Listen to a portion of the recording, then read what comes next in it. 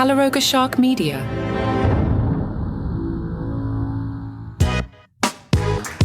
Hello, I'm Johnny Mac with your daily comedy news. The Laugh Factory hosted its 43rd annual free Thanksgiving feast for the community. I was hoping to tell you about this one before Thanksgiving, and I Googled it several times because I know they do this every year, but I hadn't seen anything. Laugh Factory owner Jamie Masada said, "The key thing for us is everybody getting together and helping. We give them an opportunity to forget about their life and just laugh. Some of the people dishing out dinner, Tiffany Haddish, Dane Cook, Tom Dressin. Dana's done this a few times and said, I came down here with my wife and I said, this is an experience like no other and we have to come by. Tiffany said she'd experienced the event from the other side. She came to the Laugh Factory for Thanksgiving in 1991. In those early years, she was the one who needed the meal. Tiffany said, when I first started here, I was sitting at the tables eating. I was receiving a meal full circle, and I'm glad to keep doing that. The club is inviting the public to attend or volunteer at the next evening of free dinners and shows. That will be on Christmas Day. The Wall Street Journal magazine profiled Travis Kelce. You know him, football player guy that's dating Taylor Swift. If you live in America, you've probably seen his face in the last 2 months. Why are you talking about this, John? Because Travis Kelce talked about his love for comedy. J.R. Moringer wrote the article. He's also the person who co-wrote Prince Harry's Spare, cross-plug for Palace Intrigue. That's the podcast I'm the writer on. We talk about the royal family. We've definitely talked about Spare. Anyway, JR says Kelce haunts clubs for open mic nights, and he's gotten friendly with several rising stand-ups. I wonder who they are. Kelce cited Adam Sandler and Will Ferrell as some of his comedy inspirations.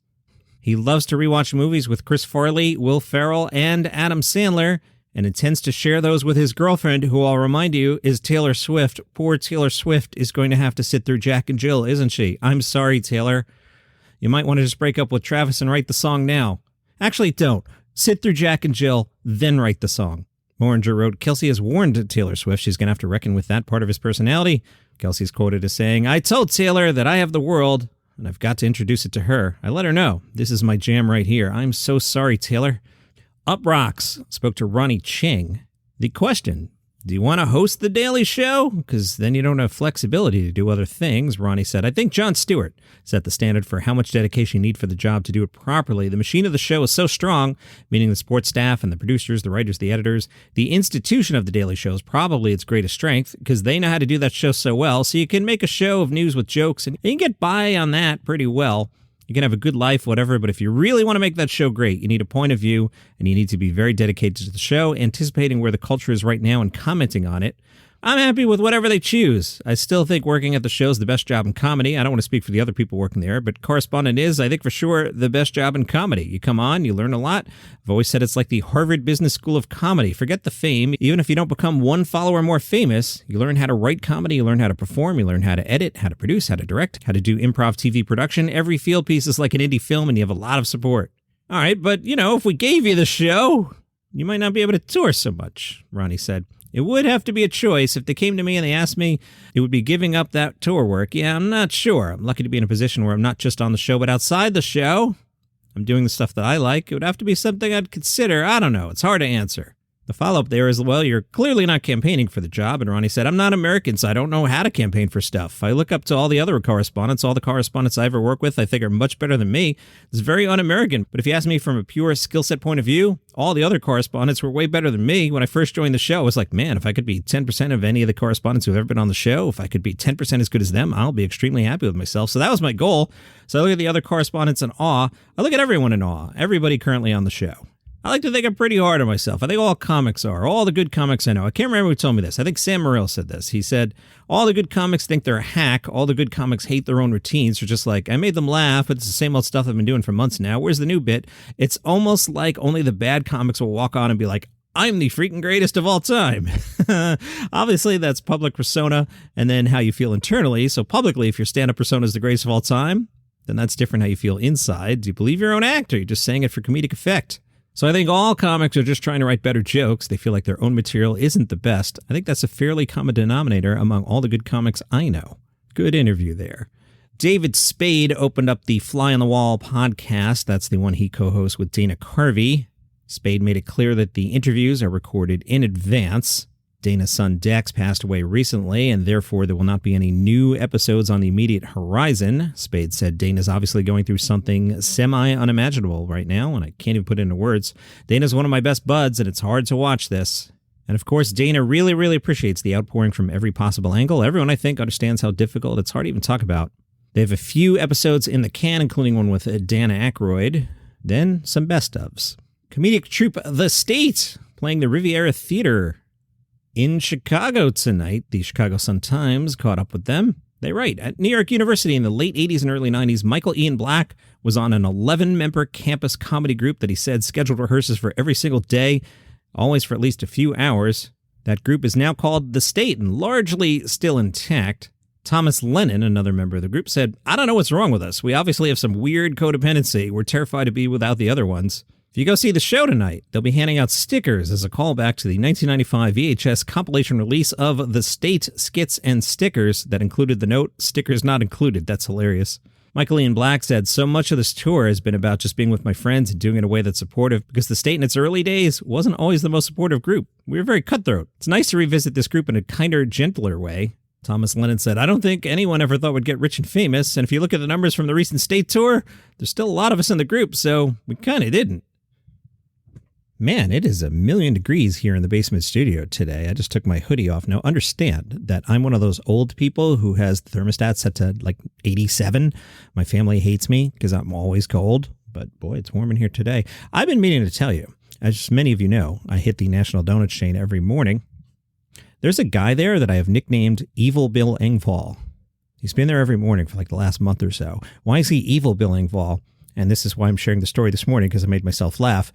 I nicknamed him Evil Bill Engvall because he looks like Bill Engvall, but he has a goatee, which is like the evil Spock joke from Star Trek, and Community did that with Evil Abed. So he's Evil Bill Engvall. But then I remembered for a while there, actual Bill Engvall had a goatee. So I'm not sure if this guy's actually evil. Anyway, if you'd like to support the show, one way you can do it is you can go to buymeacoffee.com/daily comedy news. You can throw a couple bucks in the tip jar.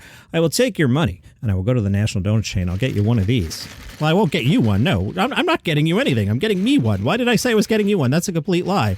No, it doesn't work that way. If you send me money, I'm not like buying you a coffee and going to your house and delivering you a coffee. That's not how it works. Was that funny or do I sound like a jerky face? Anyway, buymeacoffee.com/daily comedy news. Phil Wang, fantastic comedian. Where's his special? I want to say it's Netflix. He's really good. He apparently is in the new Wonka film. Is that thing going to bomb hard or what? Yes, it's going to bomb hard. No one wants this thing.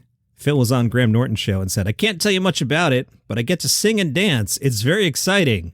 I can tell you that I was dancing on a table and it cracked in half and I broke my arm. Apparently, Wang was in a sketch group called Daphne, and they once had a skit featuring Wonka as an evil slave driver. I have a story here that I had pushed to the weekend. It's about a comedian whose name rhymes with Bat Life. I think I'm going to skip it today. I'm a little bat-lifed out, aren't you? Let's skip that story, John.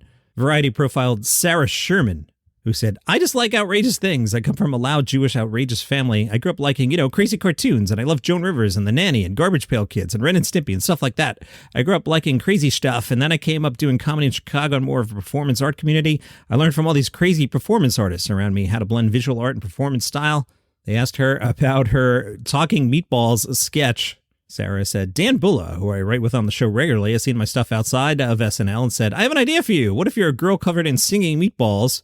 Sarah's reaction, no problem, absolutely. Some people were like, that sketch is so you. And I'm like, here's the magic of the show. It's actually not my idea. It was a blend of special effects and physical puppetry. The meatball heads were cast members putting their heads inside of a meatball puppet made by Monkey Boys Productions, who do all the puppets for the show.